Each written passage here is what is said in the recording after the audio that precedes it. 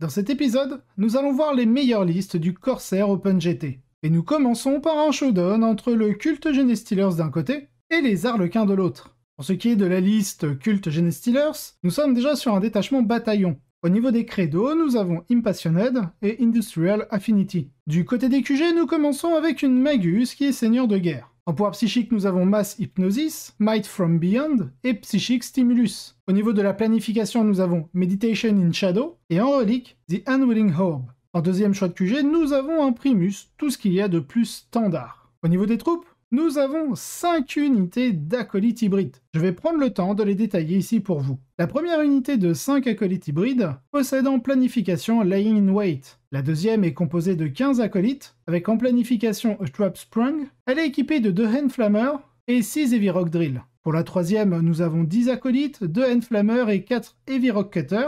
Dans la deuxième, aussi de 10, nous avons 2 Handflammer et 4 Heavy Rock Cutter aussi. Enfin, nous avons comme dernière unité d'acolyte, juste une unité de 5, très classique. Pour ce qui est du sixième choix de troupe, nous avons une unité de 20 néophytes hybrides, avec le Culticone et 4 Seismic Cannon. En élite, nous allons avoir un grand classique avec un Keller Morph et sa relique Wormtooth Bronze, le Nexus avec le Cranial Inlay, 10 Pure String Genestealers, avec la planification They Came From Below, ainsi qu'un Sanctus. En attaque rapide, nous avons une unité de 3 Achilles Ridge Runners, avec en planification From Every Angle. Bien sûr, ils sont tous équipés d'Heavy Mining Laser. Pour finir avec les attaques rapides, nous retrouvons 2 unités d'Atalan Jackal avec leur charge de démolition. En soutien, nous avons 2 Goliath Rock Grinder et leur Heavy Seismic Cannon. Et enfin, pour finir, en transport dédié, nous avons le Goliath Truck. Pour ce qui est de la liste Arlequin, nous sommes en Light Side Ass, dans un bataillon. En QG, nous avons une Shadow Seer avec en pouvoir psychique Mirror of Mind et Shard of Light, un Troop Master en Seigneur de Guerre, avec entrée Foot in the Future, le Pistolet Fusion et Player of the Light Veiled King, et en relique The Storied Sword. Pour ce qui est des troupes, grand classique des listes Arlequins, nous avons les 6 unités de 5 joueurs équipées de 2 pistolets fusion, un Kiss, un Embrace et les 2 neurodisrupteurs. En élite, le Death Jester avec le rôle pivot Lord of Crystal Bone pour pouvoir nullifier l'Overwatch adverse. En attaque rapide, unité de 2 Skyweaver, avec canon Shuriken et Star Bolas, et bien sûr qui dit 6 troupes dit 6 Starweaver en transport. Nous retrouvons ensuite un détachement patrouille avec un Shadow Seer, avec les pouvoirs psychiques Twilight Pathway et Mirror of Mind. Du côté des troupes, nous avons 2 unités de 5. La première est classique, 2 pistolets fusion, un Kiss, un Embrace, 2 neurodisrupteurs. Quant à la deuxième unité, nous avons 2 pistons fusion, 2 neurodisrupteurs et juste un Embrace. Qui dit 2 troupes dit 2 Starweaver en transport. Combat rapproché entre le Cult Genestealers contre les Arlequins. Dans l'ancien monde, à une époque où les data slates n'existaient pas, j'aurais expliqué que ce match est celui que nos pauvres amis syndiqués trouveraient impossible à suivre. Les Starweavers seraient facilement plus malins que les acolytes en masse, mais dans un monde où les clowns de la lumière ont eu leurs ailes coupées, si légèrement, il y a une chance. Si les Ridge Runners et les Rock Grinders peuvent éliminer suffisamment de Starweaver en début de partie, pendant que les joueurs Arlequins se mettent en position, il y a un monde où le culte peut dicter le déroulement du jeu, et utiliser le No Man's Land à son avantage pour appliquer correctement leurs différents plans. Ceci étant dit, le culte a mis le paquet sur les troupes. Pour ce qui est de l'Arlequin, nous avons tout de même 40 danseurs en collant, ce qui limite les outils que le culte peut utiliser pour ramasser plusieurs joueurs Arlequins dans un même tour. Victoire Arlequin 97 à 66. Passons au débrief. Avez-vous réellement besoin d'un débrief de la liste? Si vous suivez depuis un moment ma chaîne, vous la connaissez déjà. Rien d'extraordinaire. On se demande quand Games Workshop arrivera à équilibrer cette faction, sans passer par un nerf hammer aussi violent que celui subi par les Custodes.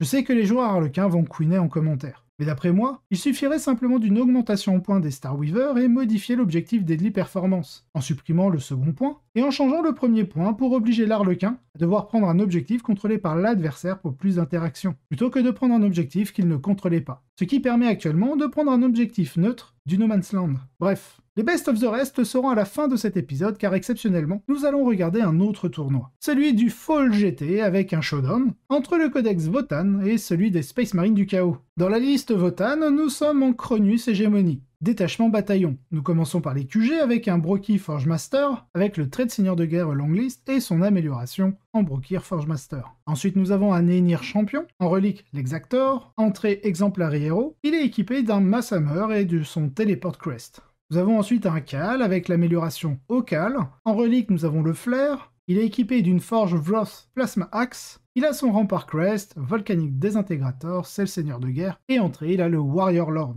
En troupe, nous retrouvons 3 unités d'Earthskin Warrior. La première est équipée très basiquement, les 2 autres possèdent une Plasma Sword sur le sergent, un Magna Rail Rifle, Medipack et un Pan Spectral Scanner. En élite, nous retrouvons 3 unités de Ktonen Berserk. La première est équipée de Concussion Maul et d'un Maul Grenade Launcher. Les 2 dernières sont équipées de 4 Heavy Plasma Axe et d'un Maul Grenade Launcher. Enfin, pour finir dans les élites, nous retrouvons une unité de 5 Earthguard avec 4 Concussion Gauntlet, 4 Exo Armor Grenade Launcher, 4 Volcanic Disintegrator, et sur le sergent, nous avons un Concussion Gauntlet et un Whifffield Crest. En attaque rapide, nous retrouvons 2 unités d'Urnkin Pioneer, équipées d'un Hylas Rotary Cannon et d'un Pan Spectral Scanner.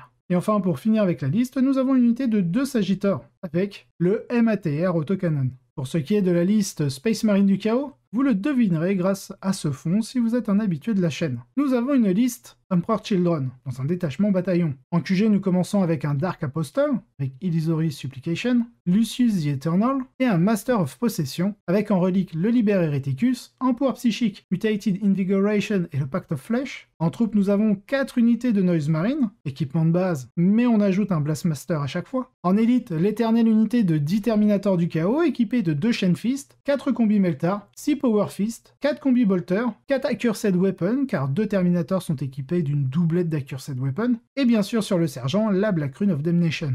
Ensuite, nous retrouvons, comme d'habitude aussi, les 2 unités de 5 possédées, et en attaque rapide, un Venom Crawler. Mélangez le tout, rajoutez un Supreme Command, avec Abaddon lui-même. Bien. Comme les tables tournantes, c'est un match intéressant qui s'annonce, puisque les ligues de Votann, qui ont maintenant une puissance maximale, et qui n'ont pratiquement pas été testées, vont affronter une liste qui s'est imposée à plusieurs reprises sur la scène compétitive. Nous avons tous vu de quoi les Emperor Children sont capables entre de bonnes mains. Les Noise Marines fournissent une grande puissance de feu et un incroyable potentiel en arrière-plan, tandis que Lucius et Abaddon font de la mêlée un jeu d'enfant. Cela dit, cette liste Votann est absolument construite autour de la réalisation de choses similaires.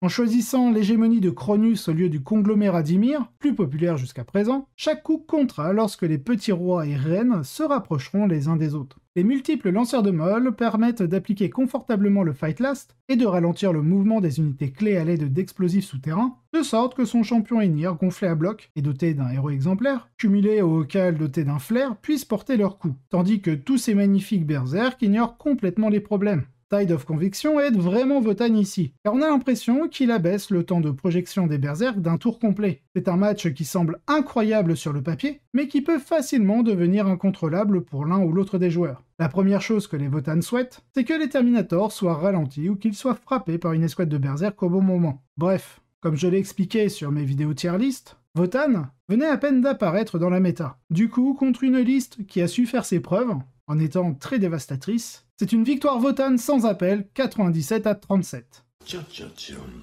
Passons au débrief de la liste Votann. Les rois nains font de leur première vraie marque sur la compétition de 40K. Marshall a fait sa liste et je suis sûr qu'il a vérifié son codex 2 fois. Il a découvert ce qui était vilain et ce qui était gentil, puis a choisi de la présenter de cette façon. Bien que le fait de ne pas avoir de forteresse hécatombe rende la liste assez triste, elles sont un ajout coûteux qui façonne vraiment la façon dont le reste de l'armée joue. En prenant des Sagittors à la place, Marshall ouvre plus de points pour l'utilité d'une escouade de Earthguard, pouvant remplir un certain nombre de rôles. Que ceci soit le début d'une révolution. Passons au best of the rest des 2 tournois. Pour ce qui est du Corsair Open GT, nous avons en 2e place Manuel Weyand avec sa flotte ruche Tyrannide Kraken. 3e place, Jens Gottfried en Genestealer Cult que l'on a vu sur le Showdown. 4e place, Thomas Cromer en Craftworld et Harlequin. Et en 5e place, Thomas Urban en Necron Eternal Expansionniste. Pour ce qui est du Fall GT, nous avons en 2e place Derek Holder en Adeptus Custodes en Émissaire Imperatus. 3e place, Thomas Knight, joueur Imperial Knight en Freeblade. Et en 4e place, Chris Vaughan en Emperor Children que nous avons vu dans le Showdown.